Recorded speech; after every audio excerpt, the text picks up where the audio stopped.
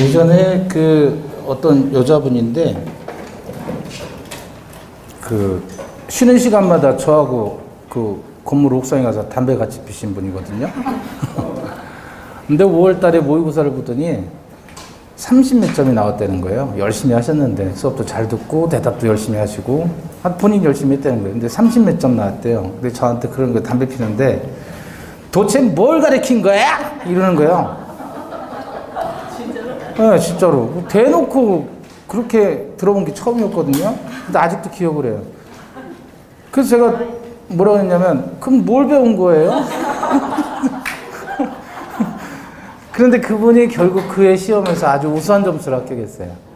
그러니까 5월달 모의고사에서 30점 받았다 그래서 낙심할 거 없어요. 그러니까 어디 가는 거 아니에요. 들은 게. 예? 그러니까 꾸준히 하시면 돼요. 그렇다고 저한테 뭘 가르치냐고 따지지 말고. 자, 그 부합을 보시는데 복잡한 거 저는 싫어요. 저도 복잡한 게 싫어요. 근데 지금 책이 너무 복잡하게 나온 것 같아서 이거 정리하고 가려고 그래요. 부합이 나왔는데 일단 부동산의 우리 법은요, 부동산에 대한 동산의 부합만을 얘기를 하고 기타 이제 동산 플러스 동산 간의 부합의 문제는 요거는 거의 시험에 안 나와요. 그럼 이제 요것만 보시는데 판례는 부동산의 부동산도 부합이 된다라고 보고 있죠. 그 원리는 첫 번째 뭐냐면 일단 권원이 있느냐 권원이 없느냐 그거예요. 그럼 권원이 있을 때에는 다시 독립물인가 독립물이 아닌가 이렇게 나눠서 요때는 부합이 일어납니다. 근데 요때는 부합되지 않는다 그거예요. 자, 여기를 이제 번호를 붙여서 1번, 2번, 3번으로 번호를 붙여서 설명을 드릴게요. 자, 1번입니다. 권원이 있고 독립물이에요. 갑 소유의 토지인데 을이 지상권자이에요. 권원 있죠? 얘가 나무를 심었다. 그럼 나무는 얘 소유가 되는 거예요. 두 번째, 독립물이 아닌 경우에요. 갑 소유의 건물입니다. 을이 전세권자예요. 전세권자. 권원이 있죠? 권원이 있는데 얘가 여기다가 뭐를 투입하냐면 타일을 공사를 했어요. 사다가. 근데 이 타일은 독립물이에요? 독립물이 아니에요? 아니니까 이 타일은 갑의 소유로 귀속이 된다. 부합되는 겁니다. 세 번째, 권원이 없어요. 갑 소유 토지인데 을이 아무런 권원 없이 나무를 심었습니다. 그러면 갑의 토지 소유권에 귀속이 된다. 아시겠죠? 이게 부합이에요. 그럼 결국은 부합이 되었을 때 권원이 있고 독립물에 해당한다면 부합되지 않는 겁니다. 독립소유. 문제는 증축 부분이에요. 갑 소유 건물에 을이 전세권자이고 또는 임차인이든 상관없어요. 전세권자 권원이 있어요. 얘가 이 부분에 증축을 한 거예요. 갑의 동의를 받아서. 그럼 이 증축된 부분은 누구 소유냐 이거야. 이게 독립물이라면 부합이 안 되니까 을의 소유고 독립물이 아니라면 갑의 소유로 귀속이 되는 거죠. 부합이 되니까. 이때는 구조상, 이용상의 독립성이 있는 경우에 이때는 을 소유가 되는 겁니다. 그러면 갑과 을이 구분 소유하게 된다. 아시겠죠? 부합의 법리가 적용되지 않는 거. 첫 번째, 적용 안 되는 경우예요. 어떤 경우예요? 토지상의 건물은 절대로 부합하는 일이 없습니다. 토지와 건물은 별개의 부동산이에요. 두 번째는 농작물이죠. 농작물은 무단으로 경작하는 경작자가 소유합니다. 그렇죠? 여기 기본 원리예요. 그러면 256조 보시면 부동산 소유자는 얘가 주어져. 그 부동산에 부합한 물건, 요거 물건의 소유권을 취득한다. 부합이 되면. 그러나 타인의 권원에 의해서 부속된 것은 그러하지 아니하다 그랬잖아요. 그럼 타인의 권원에 의해서 부속된 것은 부동산 소유자가 동산 물건의 소유권을 취득하지 못한다. 그 얘기죠. 자, 부합 여부가 문제이지 묻지 않는 것들. 문제인지. 이런 거 좀 애교로 봐주세요. 오표시 무의 원칙을 설명하려고 한 겁니다. 자, 동산, 부동산 보시면 부동산에 부합하는 물건이 동산이든 부동산이든 묻지 않는다. 그래서 판례는 부동산에 대한 부동산 부합도 인정된다 그랬잖아요. 밑에 그래서 부동산 간에도 부합이 인정될 수 있다. 가격. 부동산에 부합된 동산 가격이 부동산 가격을 초과해도 동산 소유권은 원칙적으로 부동산 소유자에게 귀속된다. 여기 봐봐요. 요 토지가 평당 10,000원이에요. 평당 10,000원. 요 나무가 한 그루에 1억이에요. 근데 권한 없이 나무를 심었다. 그러면 토지 소유자가 나무 소유권을 취득하고 나무 값을 물어줘야 되는 거예요. 부당이득으로. 아시겠죠? 네. 뽑을 수는 없습니다. 자, 원인, 부합의 원인, 이건 지우시고요. 동산 자재, 소유권 유보에 관한 선악. 자, 매도인에게 소유권이 유보된 시멘트를 매수인이 제3자 소유의 건물공사에 사용한 경우 그 제3자가 매도인의 소유권 유보에 대해서 악이라도 특별한 사정이 없는 한 시멘트는 건물에 부합한다. 뭔 말이에요? 소유권이 유보됐다라는 말은 여전히 매도인에게 소유권이 있다는 거예요. 그죠? 우리 소유권 유보부 매매 기억나시나요? 어떤 거였죠? 소유권 유보부 매매? 소유권 유보부 매매. 토지거래요? 기억 안 나요? 할부 매매. 할부 매매. 예? 그게 소유권 유보부 매매라 그랬잖아요. 그러니까 매도인에게 소유권이 있는 그 시멘트를 매수인이 제3자 소유 건물 건축공사에 사용해서 썼단 말이에요. 누구 거를? 매수인이. 매도인 거를. 그러면 건물 소유자는 시멘트에 대한 시멘트에 대한 소유권을 취득한다. 예? 왜? 부합되니까. 증축, 신축입니다. 건물 증축의 경우에는 물론 건물 신축의 경우에도 그대로 적용될 수 있고 시기, 저당권 설정 당시 부합된 것이든 그 이후 부합된 것이든 상관없이 부합물에 대해서는 저당권의 효력이 미친다 그랬죠. 역시 부합물과 종물은 저당권 설정 전후를 불문하고 저당권의 효력이 미치게 되는 겁니다.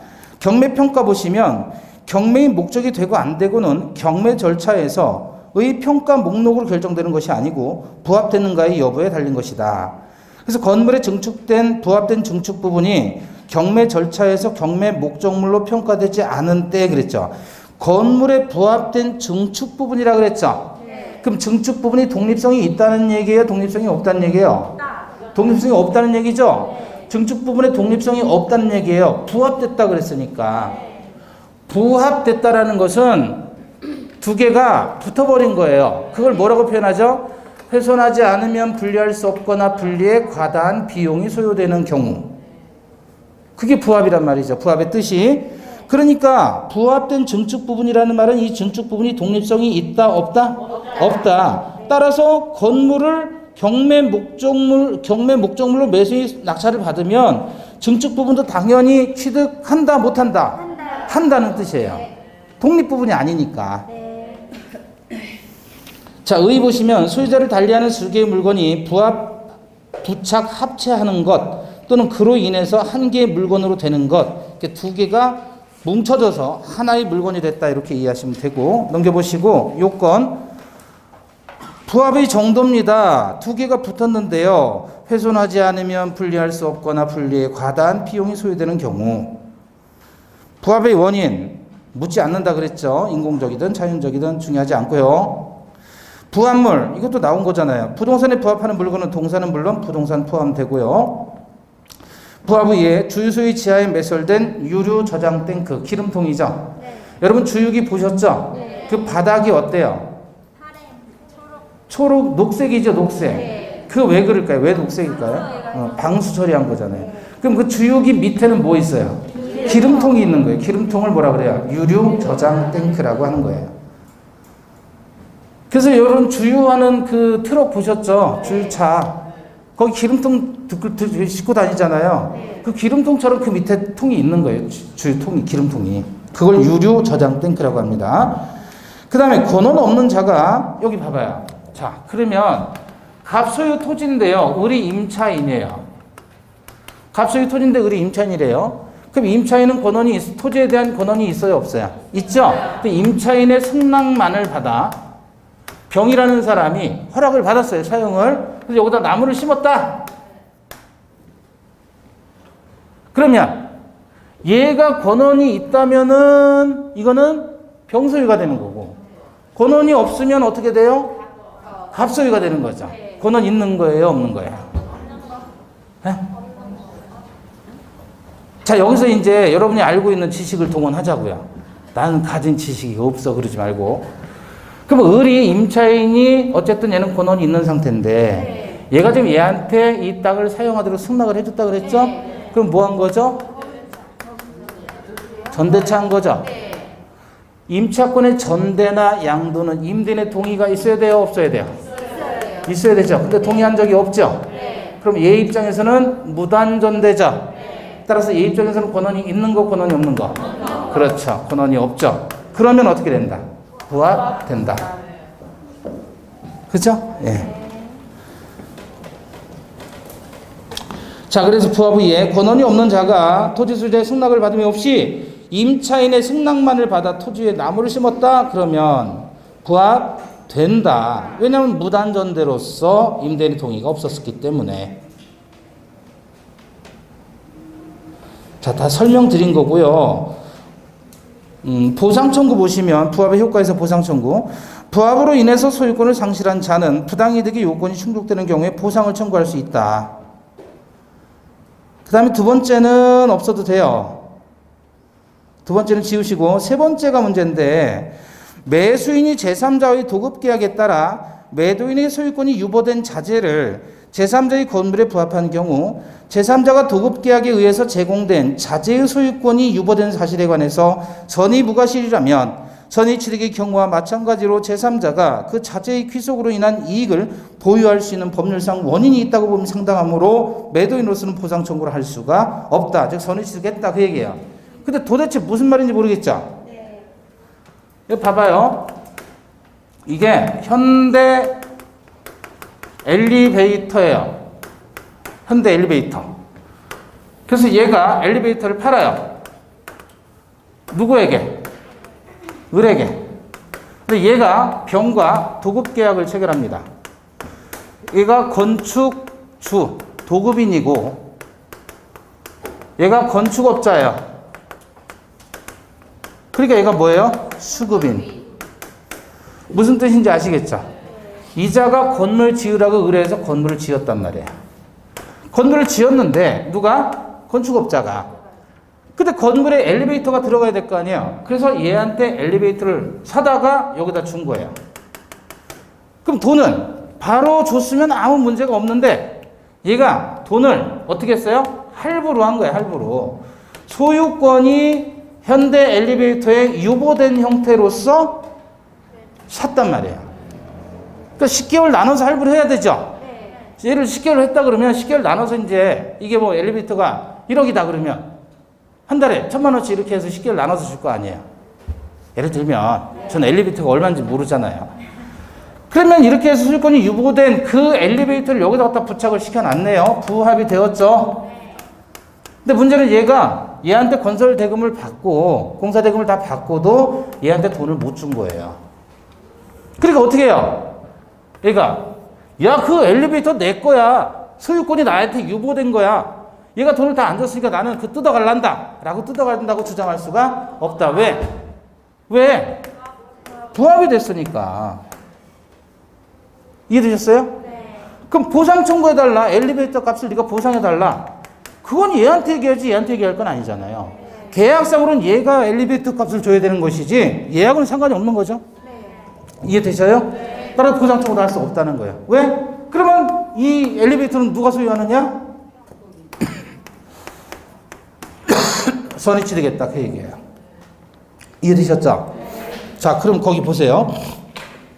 매수인이 제3자 병과의 도급계약에 따라 매도인에게 소유권이 유보된 뭐를? 엘리베이터를 제3자 즉 도급인의 건물에 부합한 경우 도급인이 도급계약에 의해서 제공된 엘리베이터의 소유권이 유보된 사실에 대해서 선의 무과실이라면 선의 측의 경우와 마찬가지로 제3자, 즉 도급인이 그 자재의 귀속으로 인한 이익을 보유할 수 있는 법률상 원인이 있다고 봄이 상당하므로 매도인으로서는, 즉 현대 엘리베이터 입장에서는 엘리베이터에 대한 보상 청구를 할 수가 없다.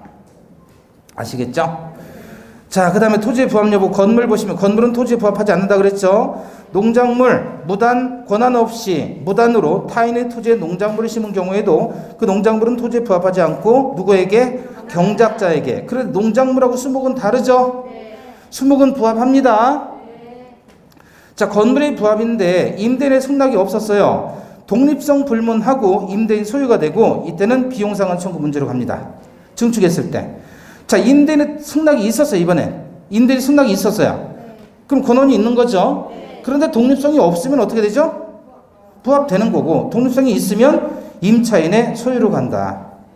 그래서 여기 봐봐요. 결국 구조상 이용상의 독립성이 있다면 이때는 을의 소유고, 만약에 독립성이 없다면 갑의 소유로 귀속이 된다. 이 얘기예요. 그걸 표로 만든 겁니다. 자, 그 다음에 기타 무주물 불기속 쭉 있죠? 그거 조문만 해놨잖아요. 너무 가시는 거예요, 그건.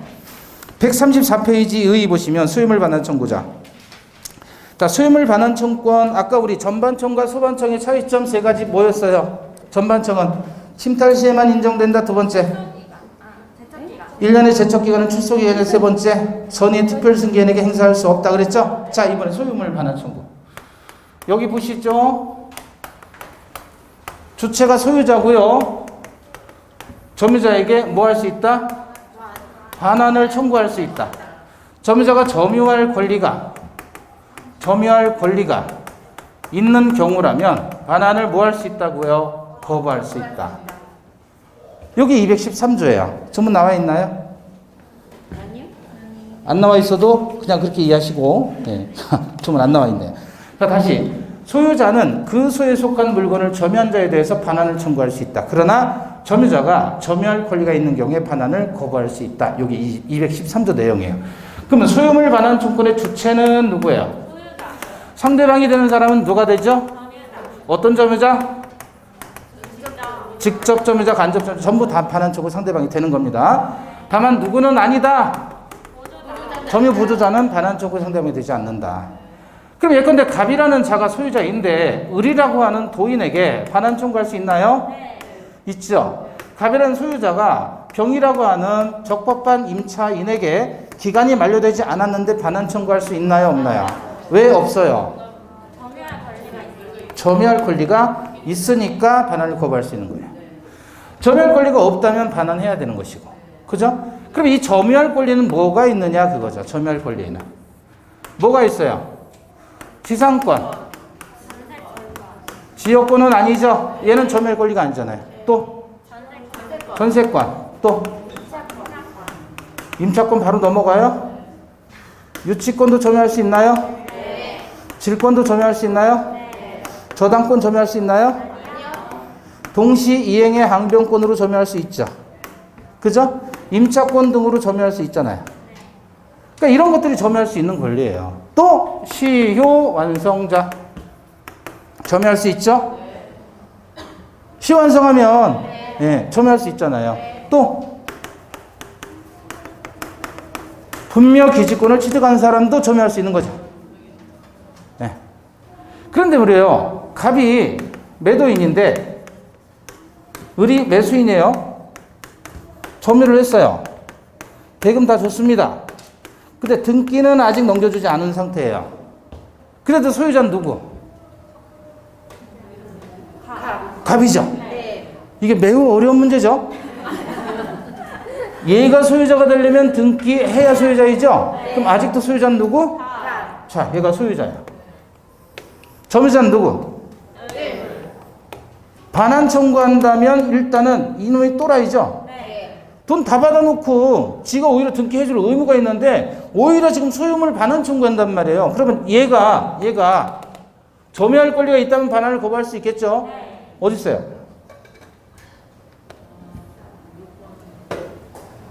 점유할 권리가 어디 있어요? 없잖아요. 네. 그래서 이게 로마법 시대부터 문제가 된 거예요. 이 조문이. 로마법 시대부터. 그죠? 네. 그래서 여기에 대해서 해결할 수 있는 방법이 뭐냐 그랬는데 이론적으로는 설명이 안 돼요.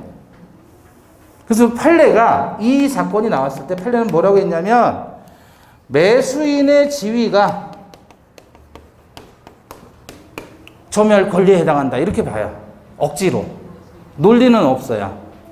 상식적으로 이건 말이 안 되지 않느냐 그 말이에요. 그럼 얘한테도 점유할 권리가 있어야 될 거 아니에요. 그걸 매수인의 지위라고요. 구체적으로 얘기하면 매매 계약하면 매수인은 매도인에게 등기를 청구할 수 있잖아요. 네. 그 등기 청구권, 소유권 이전 청구권, 재산권 이전 청구권을 매수인의 점유할 권리라고 본다라는 게 판례입니다. 판례. 자, 그 얘기 한번 보시고 소유물 반환 청구권 청구권자의 소유 그랬죠. 자, 양도인 보시면 소유권에 기한 물권적 청구권이 발생한 후라도 소유자가 소유권을 상실하게 되면 물권적 청구권을 행사할 수 없겠죠. 그래서 소유권, 물권과 물권적 청구권은 분리 처분할 수 없다는 뜻입니다. 두 번째, 매매를 원인으로 소유권 이전 등기를 격려해 준 자는 불법 점자에 대해서 소유권에 기한 물권적 청구권 행사할 수 없다. 자, 봐봐요. 지금 A가 소유자인데 B가 무단으로 건물을 지어서 토지를 이용하고 있네요. 그럼 A가 B에게 건물 철거를 청구할 수 있나요? 없나요? 있어요. 있죠. 네. 이건 소유권에 기인한 방해 제거 청구. 그런데 A가 C에게 소유권을 양도했어요. 네. 그러면 더 이상 얘는 소유자이다 아니다? 아니다. 소유자가 아니죠. 네. 근데 얘가 계속해서 소송을 제기할 수는 없는 거예요. 왜? 얘가 소유권이 있고 소유권과 물권적 청구권, 물권적인 청구권은 분리될 수 없다고 그랬잖아요. 네. 따라서 이자가 철거 청구를 하지 않는 이상 얘는 더 이상 원고, 즉 소유물 반환 청구를 방해 제거 청구를 할 수 있는 자격이 상실되는 거예요. 소유권 상실하면. 따라서 소유권 상실한 사람은 전 소유자는 이제 얘가 소유자니까 전 소유자는 물권적 청구권을 행사해서 철거 청구할 수 없다 그 얘기입니다. 그래서 매매를 원인으로 소유권 이전 등기를 격려해 준 자는 불법 점유에 대해서 소유권에 기한 물청을 행사할 수 없다. 그 얘기는 같은 논리로 소유권을 양도한 전 소유자는 물청만을 분리 유보해서 남겨두어서 불법 점유자에게 물청에 의한 방해 배제, 즉 철거 청구를 할 수 없다 그겁니다.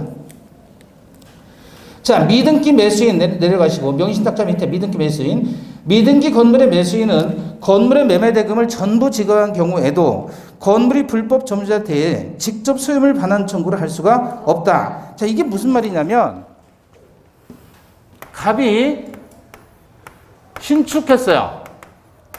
그럼 얘는 보존 등기 없이도 건물의 소유권을 취득하는 거죠. 네. 원시 취득하는 거죠. 네. 근데 건물을 미등기인 채로 을에게 팔았단 말이에요. 그럼 건물의 소유자는 누구예요? 여전히 갑인 거예요. 네. 왜냐하면 을이 소유권 취득하려면 보존 등기하고 이전 등기를 해야 비로소 소유자가 되는 건데 지금 보존 등기 자체가 안 돼 있잖아요. 네. 그러니까 여전히 건물 소유자는 갑이에요. 네. 그럼 을이라는 이 사람은 소유권에 준하는 관습법상에 물권이 있을까요? 없을까요? 없어요. 그런 권리를 인정하지 않는다는 거예요. 물권 법정주의 때문에 소유권은 그냥 소유권 하나뿐이지 관습법상 물권이라고 볼 수는 없다. 그러면 얘는 사실상의 소유권자이다. 그러면 맞아요? 틀려요? 이것도 틀려요. 사실상 소유권이나 법률상 소유권을 나누지 못한다는 거예요. 따라서 을은 뭐가 되는 거예요? 그냥 점유자이거나 건물의 점유자이거나 아니면 등기 청구할 수 있는 채권자의 지위에 불과하다 그 얘기입니다. 아시겠죠? 그래서 미등기 매수인은 소유자 아니죠? 그러니까 불법 점유자를 상대로 해서 직접 소유물 반환을 청구할 수는 없다. 자, 임차인 한번 읽어보시고요. 밑에 2번 상대방의 점유입니다. 상대방 동그라미.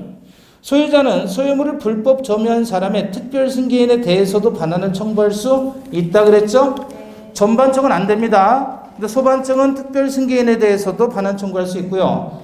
자, 물건을 다른 사람에게 인도해서 현실적으로 점유를 하고 있지 않은 불법 점유자를 상대로 한 인도 청구는 부당하다. 자, 이게 뭐냐면 물건을 점유하지요. 예를 들어 갑이라는 사람이 있고 여기 뭐죠? 도로? 이거 뭐예요? 지하철이에요. 을이라는 놈이 갑의 지갑을 훔쳤어요. 그런데 갑이 그걸 빤히 본 거예요. 걸렸어요. 그러니까 지금 내리려고 하는 병의 주머니에 몰래 지갑을 넣어놨습니다. 지금 이제 내리는 중이에요. 여러분이 갑이라면 을 붙들 거예요? 병 붙들 거예요? 병을 붙들어야죠. 그죠? 얘는 불법 점유자이고 그 점유자가 점유를 넘겨줬죠? 점유권을 이전해서 현재의 점유자는 누구예요? 그러면 소유물 반환 청구의 상대방은 누구다? 현재의 점유자. 이자는 고의나 침해의 고의나 과실을 요하지 않는다 그랬잖아요. 침해에 있는 상태를 지배하는 현재의 점유자 병을 상대로 반환 청구하는 겁니다. 그래서 상대방 X 그랬잖아요. 물건을 다른 사람에게 인도해서 현실적으로 점유를 하고 있지 않은 불법 점자를 상대로 한 인도 청구는 부당하다는 거예요. 누구를 상대로 해야 된다? 현실로 점유하는 자. 3번 점유할 권리의 부존재 그랬죠? 지상권, 전세권, 유치권, 임차권, 동시행 항변권 등이 있는데 점유할 권리는 뭐도 있다는 말이에요. 미등기 매수인. 즉 매매계약의 이행으로 토지를 인도받은 매수인이 이전 등기를 마치지 않고 제3자에게 전매 인도했다면 매도인은 제3자에게 소유권에 기인한 물권적 청구를 행사할 수 없다. 왜 없다? 점유할 권리가 있다. 그게 뭔데요? 매수인으로서의 지위. 자, 소유물 방해 제거, 방해 예방 청구의 일반론 나와 있죠. 방해 개념과 손해는 다르다라고 하는데 거기서 보시면 첫 번째 소유권에 기한 방해 배제 청구권에 있어서 방해는 현재도 지속되고 있는 침해를 의미한다. 현재에도 지속되고 있는 침해. 그 다음에 세 번째 점 찍은 거 보시면 밑에서 둘째 줄입니다. 가운데 현재 계속되고 있는 방해의 원인 제거를 내용으로 하는 것이지 마지막 줄 방해 결과의 제거는 아니다. 방해 제거는 원인의 제거예요? 결과의 제거예요? 원인의 제거예요. 원인의 제거. 결과 제거는 손해배상 청구로 가는 겁니다. 그 다음에 오른쪽 페이지에 비용까지는 청구할 수 없어요. 오른쪽 페이지 넘어오셔서 배제 비용은 청구할 수 없습니다. 소유자는 물권적 청구권에 의해서 방해 배제의 비용 또는 방해 예방의 비용을 청구할 수 없다. 또 전보배상 안 된다 그랬는데 두 번째 보시면 소유자가 말소 의무자에 의해 소유권을 상실해서 소유권에 기한 등기 말소 청구를 할 수 없다면 소유권을 상실했단 말이에요. 소유권을 상실했으니까 더 이상 물권적 청구권을 행사할 수 없죠. 이런 경우는 의무자에게 이행불능이란 전보배상을 청구할 수 없다는 얘기예요. 그 다음에 나머지는 볼 거 없고요. 방가로 2번 철거, 퇴거 관련 핵심 판례인데 갑소유 X 토지에 대한 사용권한 없이 그 위에 을이 Y 건물을 지은 다음 아직 등기하지 않은 채 병에게 일부를 임대해서 현재 을과 병이 Y 건물을 일부씩 점유하고 있다 그랬어요. 토지 소유자는 누구죠? 갑. 토지의 점유자는 누구? 건물의 소유자. 누구예요? 을. 그죠? 따라서 토지 소유자는 건물 소유자에게 내 땅을 무담으로 점유하니까 너 나가라. 철거해라. 라고 요구할 수 있지요. 건물 소유자에게. 그래서 구분해서 건물 소유자. 이건 무슨 뜻이냐면 건물 소유자에게라는 뜻이에요. 에게. 건물 소유자에게 철거 청구는 할 수 있지만 나가라고 퇴거 청구는 할 수 없단 말이죠.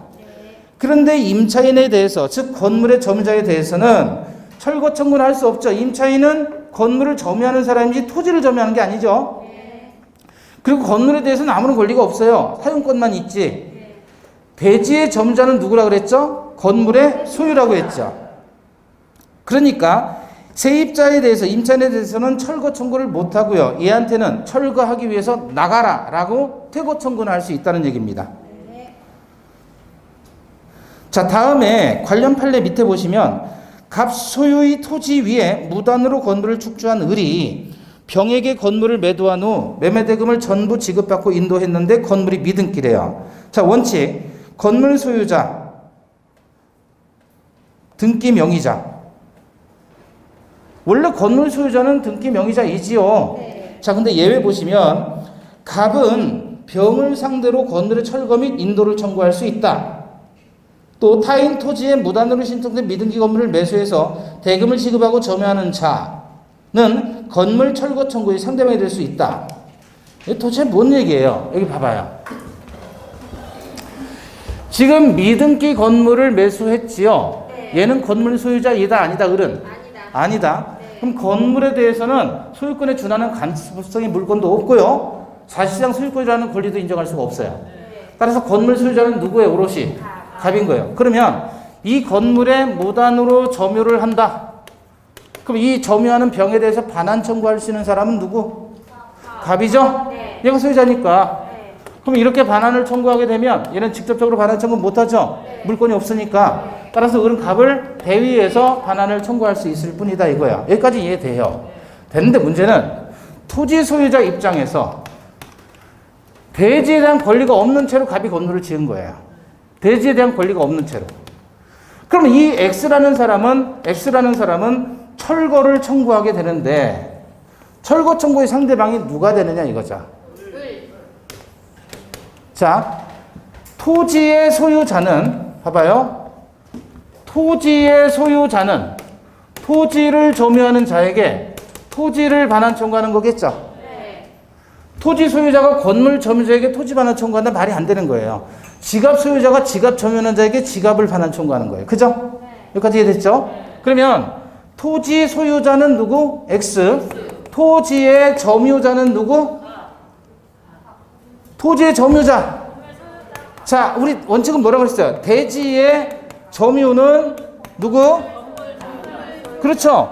그럼 법률상 건물 소유자는 누구예요? 이게 원칙이란 말이에요. 그죠? 그러면 철거 청구의 상대방도 당연히 갑이 돼야 될 건데 아니라는 거예요. 을이라는 거예요, 이때는. 왜냐하면 얘는 사실상 법률상 그 건물을 처분할 수 있는 지위에 있다라고 표현해요. 자, 요거 한번 이해를 해보셔요. 외지 마시고. 지금 돈을 다 주고 얘가 샀어요, 매수인이. 그래서 을이 입주를 했어요.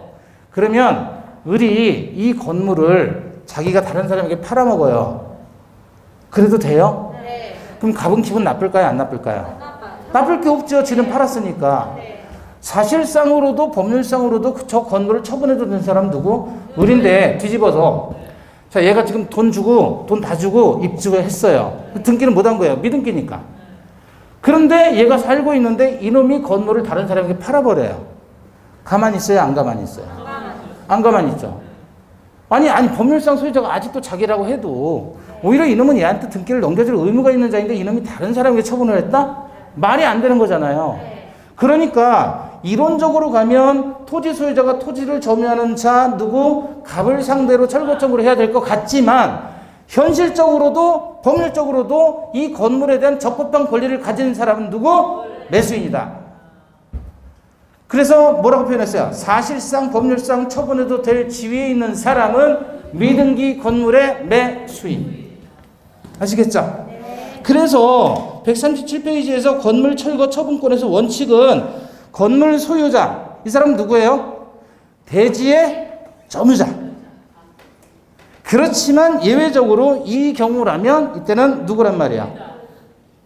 그래서 뭐라고 했어요? 거기 밑에서 셋째 줄 가로하고 건물에 대하여 법률상 또는 사실상 처분을 할 수 있는 지위에 있는 자, 그게 누구라는 거예요?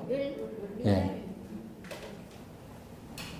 거기 첫 번째, 두 번째 밑에서 넷째 줄 올라가시면 타인 토지 무단으로 신축된 미등기 건물을 매수해서 대금을 지급하고 점유하는 자.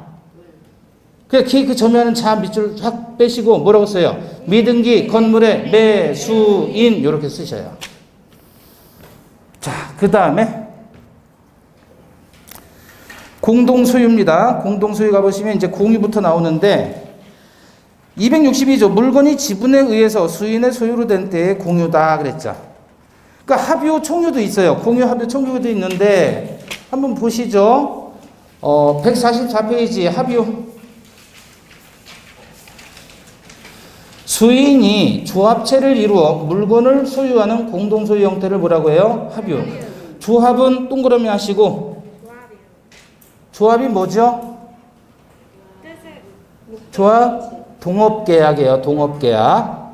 동업하는 자를 조합원이라고 하는 겁니다.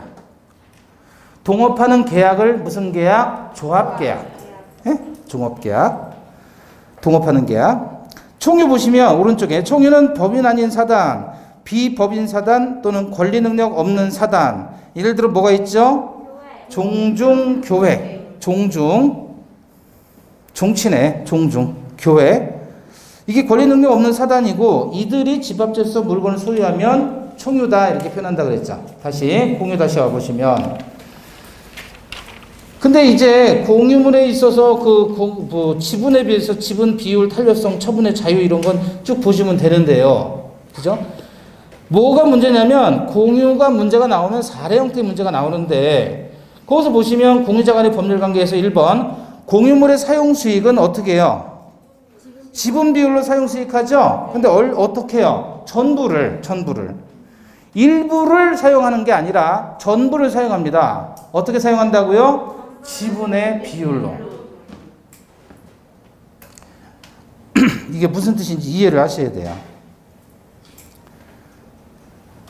자, 옷이 한 벌 있어요. 옷이 한 벌 있는데 두 사람이 공유한단 말이에요. 각자 10,000원씩 줘서 20,000원짜리 옷을 하나 샀는데 이 옷에 대한 공동 소유가 되는 거죠. 10,000원씩 줬으니까 지분은 2분의 1씩이에요. 그죠? 그러면 이 옷이라는 거 전부를 어떻게 사용한다고요? 지분의 비율로 사용하는 거예요. 그게 무슨 말이에요? 지분 비율로 사용한다는 게. 지분 비율은 2분의 1이라는 거죠. 2분의 1 비율로 사용하라는 거예요. 그러니까 반 찢어서 사용하라는 게 아니죠. 아파트가 있으면 방 2개 있는 아파트예요. 부부가 공동소유 등기했어요. 공유로. 그럼 지분은 2분의 1씩 있어요. 그럼 부부가 어떻게 사용하라는 거예요? 전부를 사용하라는 거예요. 전부를. 방 하나씩 사용하는 게 아니라. 나누는 게 아니라 전부를. 어떻게 사용한다? 대신 지분의 비율로. 그럼 굳이 지분 비율로 따지자면 이렇게 할 수 있겠죠. 하루는 갑이, 하루는 을이. 옷을 입어도 하루는 갑, 하루는 을. 아니면 1년은 갑, 다시 1년은 을. 이런 식으로 돌려가면서. 그게 지분의 비율로 쓰라는 거예요. 대신 조건은 뭐야? 일부를 쓰라는 거예요? 전부를 쓰라는 거예요? 전부를. 자, 두 번째. 공유물의 관리 및 보존입니다. 관리 행위가 어떤 거에 해당하느냐 그랬을 때, 예, 그러면 나와 있죠. 건물의 임대차 하는 행위, 임대차 계약을 해지하는 행위, 임대차 갱신 거절에 통지하는 행위. 이게 다 무슨 행위예요? 관리 행위예요, 관리 행위. 관리 행위. 자, 공유자 간의 특약 승계 여부 그래서 승계되는 경우와 승계 안 되는 경우로 나눠 있는데 승계되는 경우 보시면 공공유자가 아니라 공유자 간의 공유물에 대한 사용수익 관리에 관한 특약은 공유자의 특정 승계인에 대해서도 당연히 뭐 된다? 승계된다. 그러니까 공유자 간의 특약은 특별 승계인에 대해서 당연히 승계되는 게 원칙인데요. 예외적으로 승계되지 않는 경우 보세요. 공유 지분권의 본질적 부분을 침해한 공유물의 관리에 관한 특약은 지분의 특별 승계인에게 효력이 미치지 않는다. 아시겠죠? 그러니까 공유자 간의 특약은 모조리 다 특별 승계인에 승계된다 그러면 X예요. 원칙은 승계되는데 본질적 부분을 침해한다면 예상할 수 없는 것이기 때문에 승계되지 않는다 그래요. 자, 그래 놓고 이제 밑에 사례 연습 나와 있죠? 뭐 이렇게 많아요. 그죠? 또 오른쪽에 보시면 넘겨보시고 141페이지 보시면 공유물의 보존행위 나와 있죠. 보존행위는 공유물의 멸실훼손을 방지하고 현상을 유지하기 위해서 하는 사실상 범죄상의 행위를 말한다. 그죠? 그래서 보존행위는 그 말 그대로 그 가치를 유지하는 거예요. 근데 보존행위이다, 보존행위 아니다 이렇게 나와 있죠. 또 넘겨보세요. 공유물의 처분 변경. 아, 이게 뭐 복잡해요. 예? 그래서 간단하게 합시다. 여기 봐봐요. 그래서 공유가 나왔다 그러면 여러분 문제 푸는데 이렇게 푸시면 돼요. 일단은 보존행위 어떻게 한다고 그랬어요? 예? 우리 이거 어떻게 암기했었죠? 처변전 들고 관리과에 가서 보리단 사야지 그랬죠. 사용은 전부를 지분의 비율로. 그죠? 관리는 어떻게 해요, 관리? 관리과 그랬죠, 관리과. 지분의 과반수. 처분 변경은 어떻게 해요? 처변 전.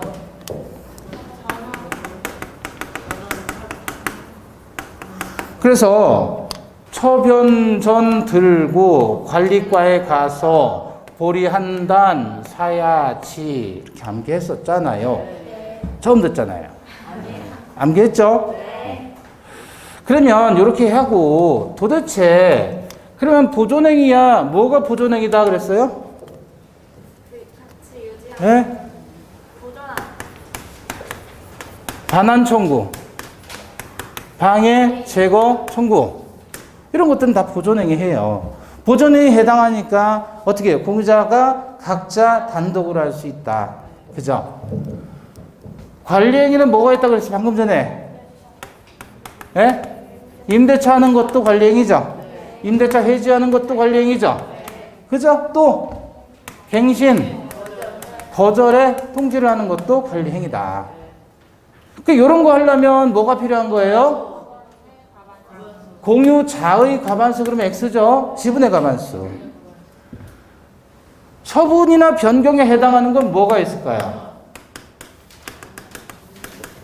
나대지상의 건물 짓는 건 일종의 처분이나 변경행위에 해당하니까 요거를 하려면 공유자 전원의 동의가 있어야 되는 거예요. 자, 그랬을 때 우리가 이 문제가 사례 형태로 나왔을 때 푸는 방법을 요령을 알려드렸죠. 첫 번째, 점유의 경우예요. 이 판소 노트에 다 있어요. 점유의 경우, 그 다음에 등기의 경우를 나눠보잔 말이에요. 점유할 때 갑이 3분의 2, 을이 3분의 1이에요. 그럼 얘는 반이 넘었죠? 네. 과반수 지분이죠? 네. 얘는 소수 지분이죠? 네. 과반수예요. 과반수라는 건 반수를 넘었을 때 과반수라고 했어요. 네. 그러니까 2분의 1은 둘 다 과반수가 아니죠? 네. 반수잖아요, 반수. 네. 그러니까 2분의 1일 때는 과반수가 아니니까 이때는 소수 지분권자 사이가 되는 거예요. 자, 이랬을 때 공유물을 얘가 단독으로 점유할 수 있나요? 없나요?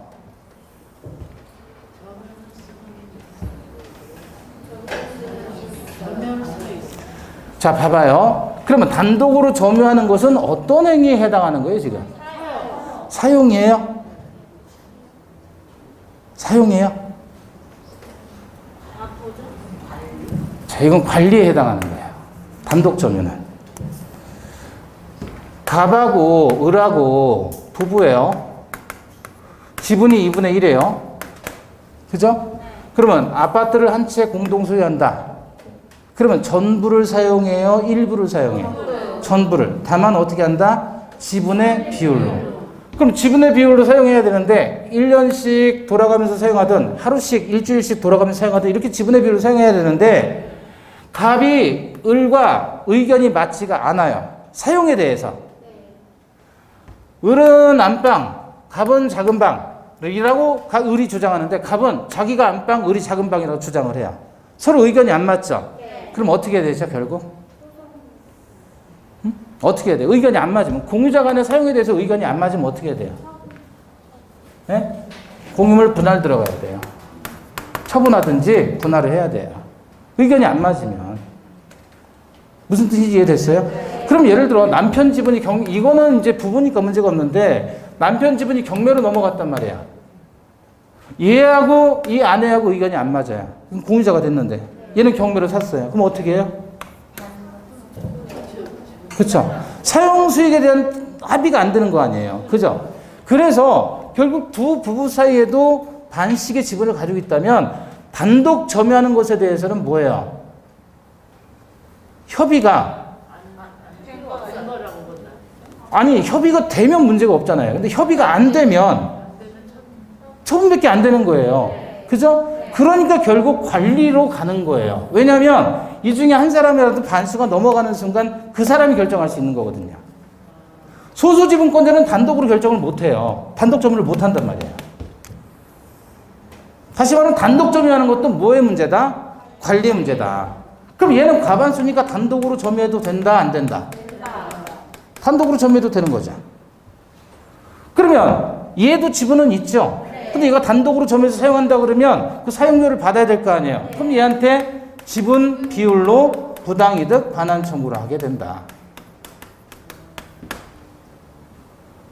지분별로 부당이득 반환 청구하는 것도 무슨 행위에 해당하는 거예요? 보존행위에 해당하는 거예요. 어렵지 않죠? 다시 갑이 단독으로 병과 임대차 계약하는 거 돼요? 안 돼요? 아, 지가 단독으로 사용하는 것도 되니까 과반수가 이런 장점이 있는 거예요. 그래서 지분의 과반수가 단독 점도 되는 것이니까 지가 마음대로 임대차 해도 되는 거예요? 안 되는 거예요? 되는 거예요. 이건 유효한 거예요. 그러면 얘는 누구에게 세를 줘야 돼요? 갑에게 세를 줘야 되겠죠. 그럼 얘가 직접적으로 얘한테 세 달라고 요구할 수 있겠어요? 이건 적법한 거잖아요. 그러니까 얘는 얘한테 역시 지분 비율로 세를 받아야 된다. 얘가 직접적으로 얘한테 요구할 수는 없다. 근데 만약에 을이 단독으로 사용할 수 없는데도 불구하고 이놈이 단독으로 병과 임대차를 했다 그러면 임대차는 뭐예요? 무효예요, 무효. 이해되셨죠? 하면 안 되는 거고. 그럼 별거 없잖아요. 그 다음에 제3자 무가 정의라고 할거예요. 정의. 무단으로 점유를 해요.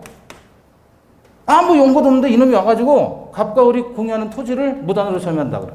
그럼 이때는 뭐야? 다 반환 청구하고 지분 비율로 부당이득 반환 청구한다. 왜? 무슨 행위니까? 반환 청구나 방해 제거 청구 전부 보존행위라고 그랬잖아요. 안 어렵죠? 그래서 점유의 문제는 누가 점유를 단독으로 할 수 있냐 그것만 포인트로 잡으면 돼요. 단독으로 점유하는 건 누가? 과반수 지분권자. 지가 직접 점유하든 다른 사람이 세를 주든 다 적법한 거예요. 소수 지분권자는 단독 점유 못하는 거예요. 임대차도 못하는 거예요. 그래서. 아시겠죠? 자, 그럼 경우의 수가 과반수하고 소수 지분권자 나왔잖아요. 이번에는 갑이 소수예요. 을도 소수예요. 과반수가 아무도 없죠? 네. 근데 얘가 단독으로 점유했다. 이때는 반환 청구 못 합니다. 단독으로 반환 청구 못 해요. 여기 이제 최근 개정된 판례고, 변경된 판례고, 다만 뭐는 청구할 수 있냐면, 방해 제거만을 청구할 수는 있다. 여기 판례예요. 반환 청구는 못 해요. 어떤 경우냐면, 토지를 샀는데, 을이 여기다가 소나무를 심은 거예요. 그 자기가 마음대로 전체를 점유했던 거예요. 그럼 갑이 너 나가 라고 반환 청구할 수 없다는 거예요. 대신 소나무 치워라 라고 제거 청구를 할 수 있다. 됐죠?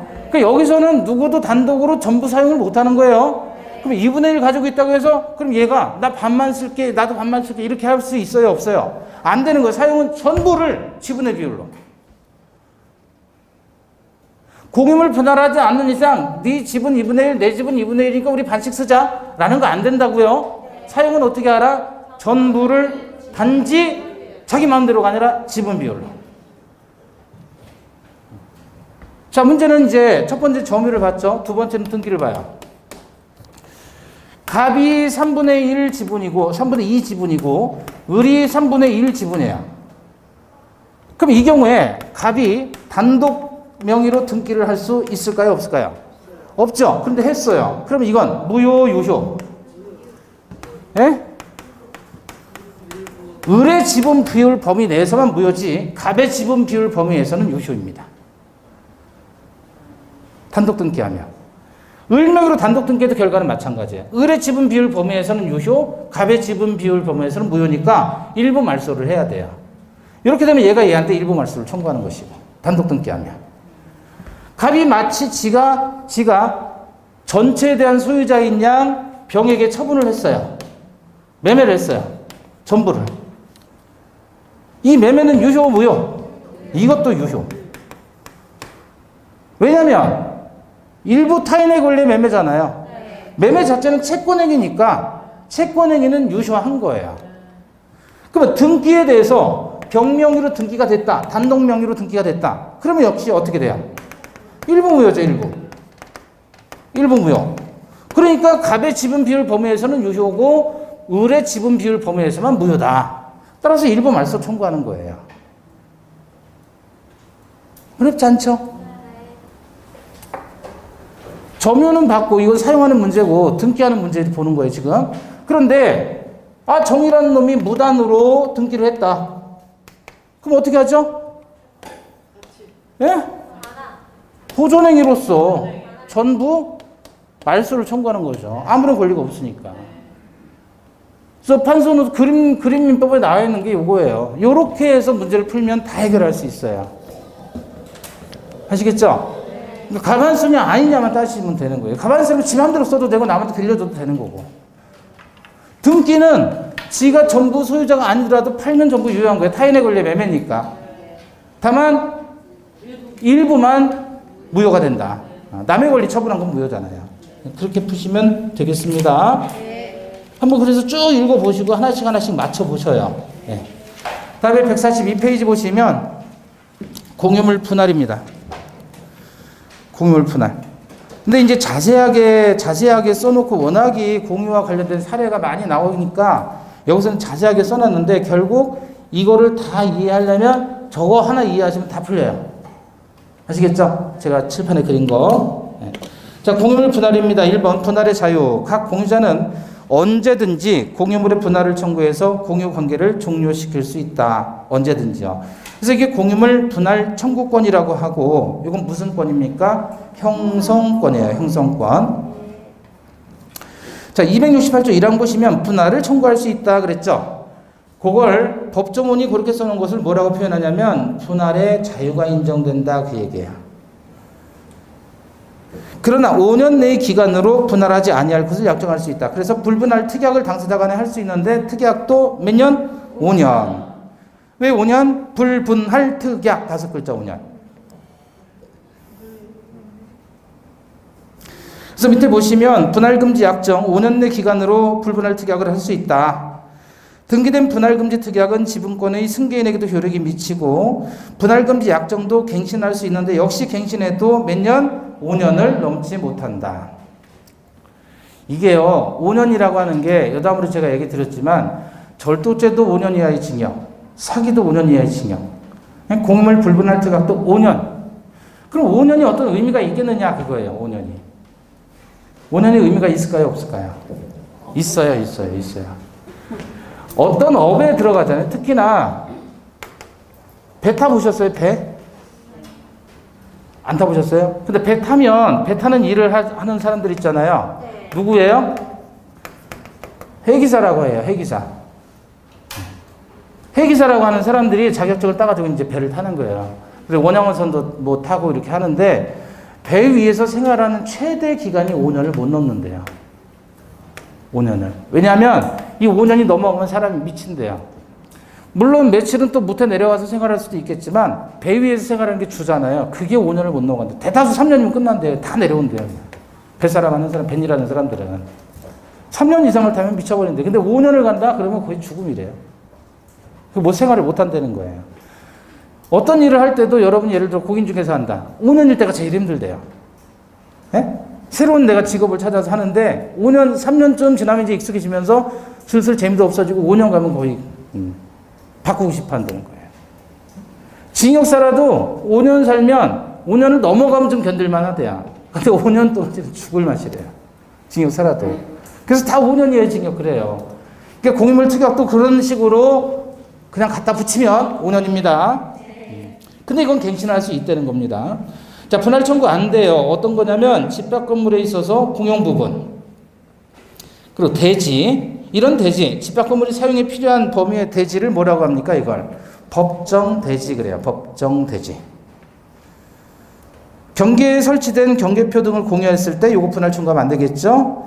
구분 소유적 공유 이때도 분할 청구 안 된다. 그럼 봐봐요. 구분 소유적 공유가 뭐냐면 한 필의 토지인데 갑과 을이 지분 등기는 했어요. 공유 지분 등기를 했는데 사실상으로 담벼락을 치고 각자 집을 짓고 살고 있는 거예요.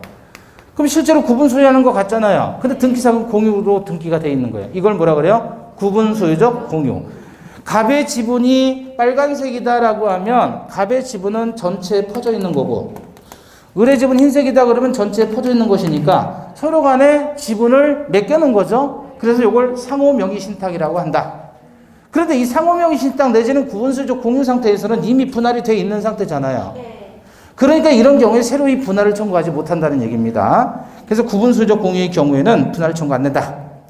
오른쪽에 분할 방법 보시면 분할의 방법에 관해서 협의가 안 될 때 법원에 분할 청구하죠. 협의가 되면 협의로 분할하면 되는 겁니다. 이건 법률 행위에 따른 분할이고 물권 변동이고, 분할 청구권 보시면 공유자의 분할 청구권이 형성권이고요. 분할 청구가 있으면 공유자 전원은 협의에 응할 의무를 진다. 여기서 포인트는 뭐예요? 공유자 전원이 협의에 응해야 됩니다. 전원이. 그리고 옆에다 쓰세요. 필수적 공동소송. 필수적 공동소송.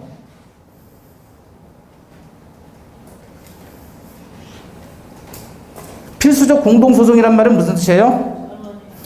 전원이 참여해야 되는 거야. 한 사람이라도 빠지면 안 된다, 그 얘기예요. 그럼 한 사람이 연락이 안 되면 어떻게 해야 돼요? 공유자가 있는데 연락이 안 돼요, 한 사람이. 그럼 어떻게 해야 돼요? 분할 청구 안 돼요. 연락이 없더라도. 왜냐하면 전원이 참여해야 되니까. 그럼 연락 안 되는 사람을 어떻게 해야 돼요? 죽여야 돼요. 죽이면 없이도 할 수 있어요, 분할을. 예? 어떻게 죽여요? 가서 죽이면 되지. 연락이 안 되는데 어떻게 만나 죽여요? 아, 그러면 실종선고라는 게 있어요. 그래서 법률상 사망으로 간주하는 제도가 있어요. 실종선고. 그런 걸 하지 않는 이상에 공유자가 한 사람으로 빠진 공유물 분할의 협의는 전부 무효입니다. 아시겠죠? 자, 협의 분할이 원칙이고 협의 분할로 안 될 때 재판 분할을 하게 되지요. 공유물 분할의 소는 소의 상대방은 다른 공유자 전원이어야 한다. 그래서 뭐라 그랬죠? 필수적 공동소송이다 그랬죠.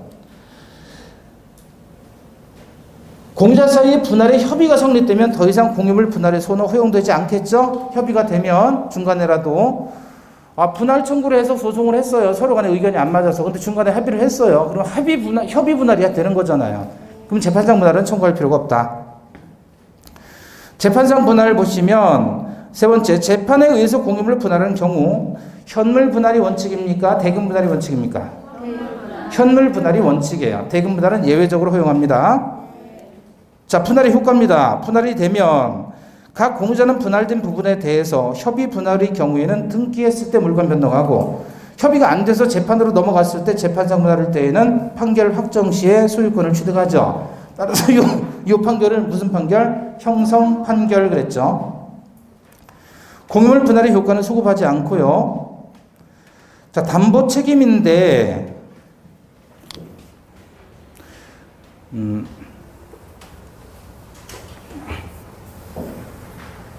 여기 봐봐요. 이렇게 된 토지에 갑의 지분, 그 다음에 을의 지분이 있어요. 그러면 전체 이렇게 지분이 퍼져 있다 그랬잖아요. 갑의 지분도 퍼져 있고. 이걸 현물로 분할하죠. 그러면 이쪽은 갑이고 이쪽은 을이 되는 거예요. 현물 분할하면. 그 말은 위에 있었던 노란 지분은 내려가고 아래에 있었던 흰색 지분이 올라가는 거죠. 지분이 어떻게 돼요? 지분이 교환되는 겁니다. 만약에 이거를 대금으로 바꿔친다 그러면 병이라는 사람이 돈 주고 사는 거예요. 그럼 전체가 이렇게 되는 거죠. 그러니까 결국은 갑은 돈 받고 지분 넘겨주고 을도 돈 받고 지분 넘겨주니까 대금 분할은 뭐의 성질을 가지고 있다? 돈하고 지분하고 바꾸는 것이니까 지분의 매매가 되는 거예요. 그러니까 대금 분할은 지분의 매매, 현물 분할은 지분의 교환이에요. 이해되시죠? 그런데 이 갑의 지분이 알고 보니까 병 소유의 지분이었다.